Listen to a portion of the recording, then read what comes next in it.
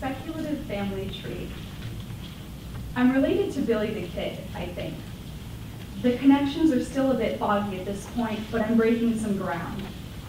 For years, I thought I was related to Buffalo Bill, but his role in the near extinction of the American buffalo is disheartening, and I was relieved to discover that it was indeed, probably, Billy the Kid I was maybe related to. I happened upon www.aboutbillythekid.com, which declares itself the most comprehensive Billy the Kid website on the net. It's thorough, but there are still so many unknowns. His birthday, his birthplace, and his family relations are a string of speculations. At this point, all I've got is that his mother and my great-grandmother share the same name, Katharine McCarthy. For still undefined reasons, I was named after my great-grandmother, who is said to be liberal in her personal affairs and a lifelong smoker who died before I was born. Though I can't quite patch the generation or two missing in between the other two Catharines, I map out family trees until I come across an old Western photo that screams, Billy the Kid, $500 reward. I will pay $500 reward to any person or persons who will capture William Bonney, alias the Kid, and deliver him to any sheriff of New Mexico. Satisfactory proofs of identity will be required. I glanced between the shouting text and the only verified photograph of the teenage outlaw. He was described as a handsome youth, though I'm not convinced with this portrait. Contemporaries of the Kid tell us that he was slender, had small hands, and was rather girlish looking. So because of this stature, he was a target for bullies and teasing. I look back and forth at our faces. He's younger than me and almost as short. His small eyes squint. His face is long, his chin a bit too large. He's dressed up in a hat, multiple scarves, 2 tattered vests, and a thick sweater draping over them. Around his waist, a thick leather belt with a holster in which a pistol sits snug. In his right hand, he breaks rifle code and balances the gun on the floor, barrel pointed up. We bear little resemblance, except for our eyebrows. They are dark, thick, and a bit lopsided, just like mine. Tinted into dark gray colors, he appears to be from another world. I can't imagine what he would look like other than with this grin on his face.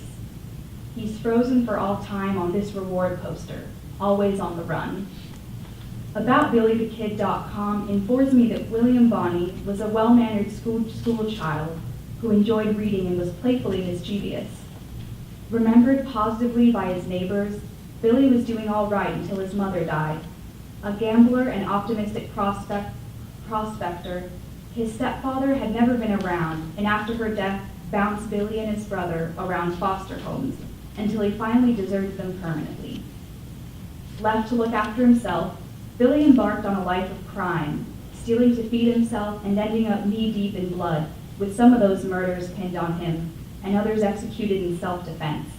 This was the Wild West. The cowboys, the outlaws, and the legends of frontier fantasy seemed to live the thrilling life, needing no one and nothing except their own sharpshooting skill. Under the warm cover of my blanket, I thought I could safely indulge in this adventure, but I grow anxious and sad. Past the heroic folklore of glamorous gunslinging independence, what does it feel like to be just a person, a kid, whose death is called for and rewarded to no longer feel safe, to always watch your back? If we would meet, what would I say? Him, a notorious fugitive who's become engraved in pop culture as either a bloodthirsty or troubled youth, and me, just me. Would he be as thrilled and baffled and speechless to meet me as I was to meet him? I don't imagine us talking very much. I would just want to hold his hands, to feel this dusty ferrotype image come to life, his wrists pulsing with vitality, the sensation that life goes on as it always had before and after myself, and perhaps the selfish assurance that some part of me was in the world long before I entered it, that I was at least 1 century in the making. Perhaps he would feel an older brother's pride that his California descendant, a neurotic and passive urbanite, had shot a .45 Colt caliber revolver known as the Judge into the backwoods of a state that was once considered the American West. Even in a closed frontier, there could still be adventure. Billy's mother, Katharine McCarthy, emigrated penniless from Ireland during the Great Famine and settled in New York, where a kid who would become loved, hated, and feared as a Western renegade was born. 3 of my 4 grandparents and both my parents were born outside the States, in a heritage spreading 3 continents. I suppose we're travelers. I certainly am. Perhaps the one constant shared in our family tree is that we kept on moving. We uproot and re-anchored, exploring new terrain, sprawling in the underground, with tangled family roots, thriving, scattering, dying, and blooming all over again.